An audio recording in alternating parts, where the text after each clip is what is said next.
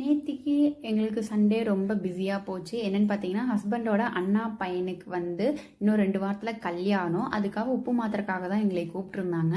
எங்கள் வழியில் பார்த்தீங்கன்னா, மாப்பிள்ளை வீட்டு சைடில் இருக்கக்கூடிய சித்தப்பா சித்தி, பொண்ணு வீட்டில் வந்து பொண்ணுக்கு சித்தப்பா சித்தி இருப்பாங்களா, அவங்க தான் வந்து இந்த உப்பு கூடை தூக்கணும். நானே அது நானே அந்த உப்பு கூடையை தூக்குனது நானே.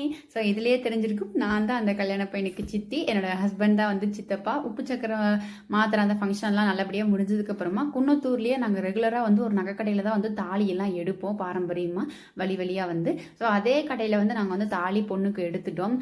பாப்பாவுக்கும் வந்து ஒரு சின்ன தாயத்துணி நான் எடுத்திருந்தேன். பாப்பாவோட தொப்புள் கொடி நான் வந்து ப்ரிசர்வ் பண்ணி வச்சுருந்தேன். அது எனக்கு என்ன பண்ணுறதுன்னு தெரியல.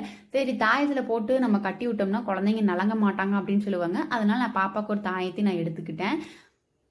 அன்னைக்கே பார்த்தீங்கன்னா, பொண்ணுக்கு மாப்பிள்ளைக்கு ஜவுளி எடுக்கலாம்னு சொல்லிட்டு சிவா டெக்ஸ்டைல்ஸ் வந்திருந்தோம். அரௌண்ட் ஒரு 75Kக்கு மேலே நாங்கள் பர்ச்சேஸ் பண்ணியிருந்ததுனால எங்களுக்கு அழகான இந்த கண்ணாடி பீரோ வந்து கிஃப்டாக கொடுத்துட்டாங்க. ஸோ நாளைக்கு ஒரு வீடியோவில் பார்க்கலாம். பாய்.